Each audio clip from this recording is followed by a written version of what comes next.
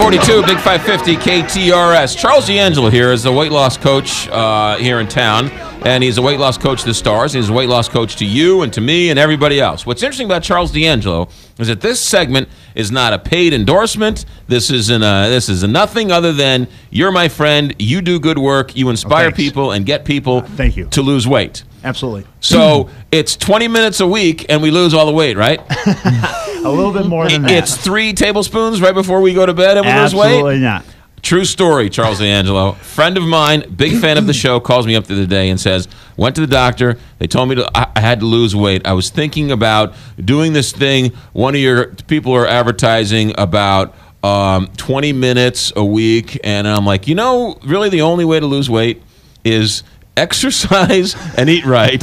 Call my buddy Charles D'Angelo. And he's like, yeah, you're probably right. People will go to the ends of the earth, bordering on desperation, and pay large amounts of money, to do everything except what you're supposed to do, which is exercise and eat right. Well, really change your whole identity. And we brought today my client, Jack, who did just that. Jack started back in April, and over the last, 8 months now, Jack? 9 months? Just shy of 9 months now. You've lost how much?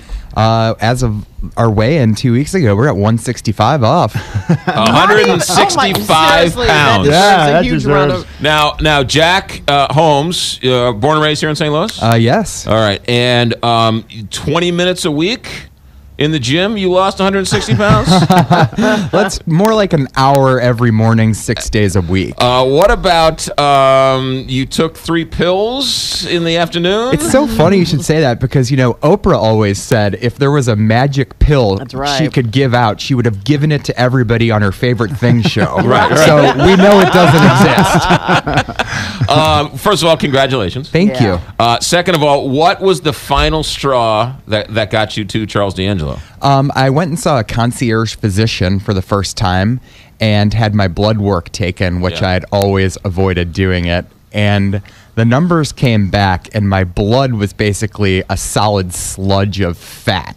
I was pre-diabetic, I had high blood pressure, and my doctor basically said, if you do not change, you are going to die by the time you're 40. And you're how old? I am 31. 31 years old. Yeah. So at 30 years old, the doctor said to you, you got to lose weight. You got to lose weight, and you need to stop smoking, everything. Did you stop smoking? I did the same day I started with Charles. Okay. Everything changed. So how did you find Charles? Did somebody tell you about him? My doctor actually said, you need to go see Charles D'Angelo. Right. Interesting. Now, before this, had you tried to lose weight in all sorts of ways? Oh yeah. Jenny Craig, Weight Watchers, LA Weight Loss, you name it, I have done it. 20 minutes a week and watch TV the rest of the day. You got it. Yeah. Okay, so... I want to know also, what kept you going to keep losing the weight?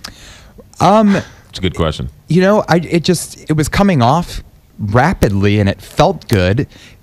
Being in the mindset to keep going, and honestly, thinking about seeing Charles every 2 weeks and what he was going to look like and how he was going to act towards me really kept me going. I mean, having a coach is the accountability is huge. He's a sergeant. Yeah. That's what I needed. I needed a drill sergeant. Right. But it's also on the Saturday night, somebody's offering you, it's a week before Christmas, someone's offering you Christmas cookies. And you say, I'd love to, but I got to go weigh in on Tuesday. And we're like, oh boy, would I love to. I can't do that. So thank you very much. You survived. And thrived. Yep. I would actually write down in my cell phone Christmas cookies, and then all the other things I wanted, and go back and reread it later. Yeah.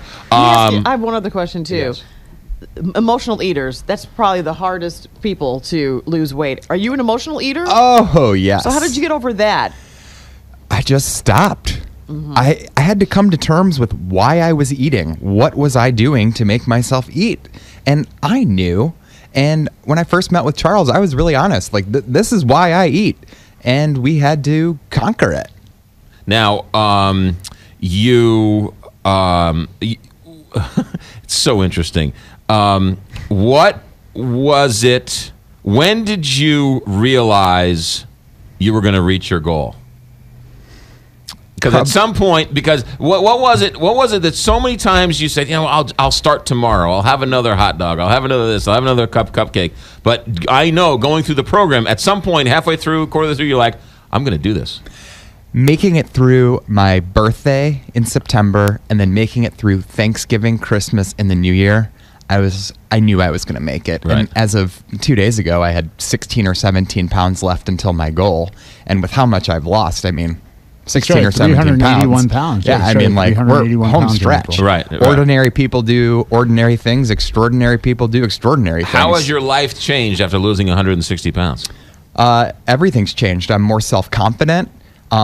I love it that when I sit down in a chair, I think that my sides are going to scrape on the handles, and they don't. Right. How much bigger an airline seat is than actually previously thought. You also noticed that the dryer doesn't shrink all your clothes? It's so funny. And the dry cleaner doesn't shrink your clothes either. Isn't that amazing? People walk by you at work, at the bar, and don't recognize you? I've been told it's unrecognizable. Yeah. Yeah. You look amazing. Thank you very much. Where do you work?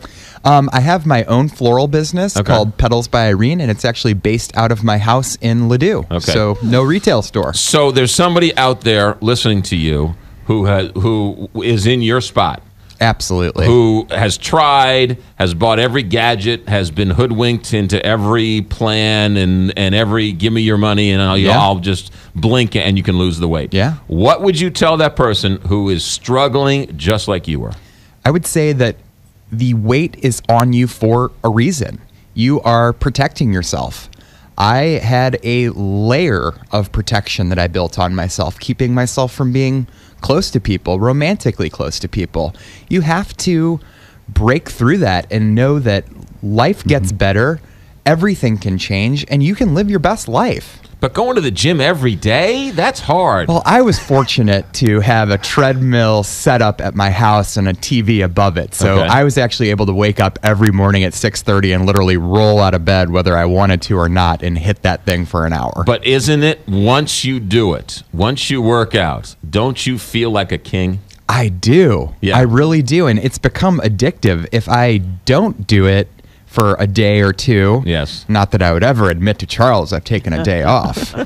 But you actually, your endorphin level gets lower. Yeah. You're not as happy. Now, a lot of people don't know how Charles does it. It's he puts you on a plan, and he monitors you, and you go in and you check every 2 weeks or so. And then there's the Refuel night. Oh, I love Refuel nights. Which is we were talking about that too. Explain to people Right. what the Refuel night is. Oh, you get...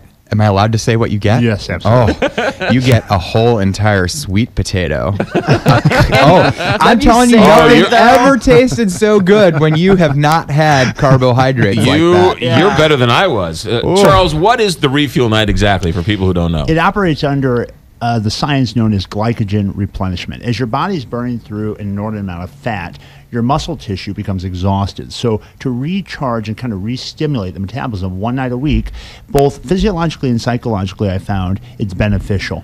It seems that it helps to keep the metabolism very activated. And secondly, psychologically, it gives you that time to kind of have some variety, some things that you typically don't have. Because the biggest thing that people need to recognize here in Jack Talk is that this is a journey without a finish line.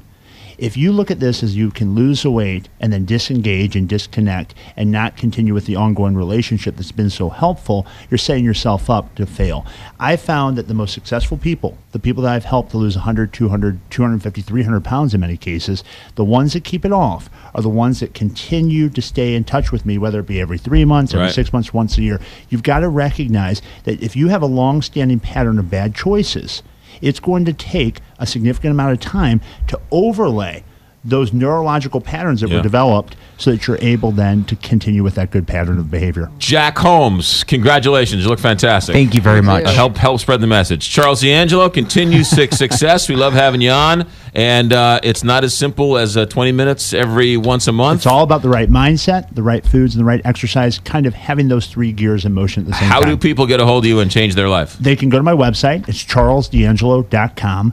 Or they can call my office at 314-495-3228, and anyone can do it. Life can be better for anyone, as Jack says, if you're willing to get better. That's Charles D'Angelo and charlesdangelo.com here on the Big 550 KTRS.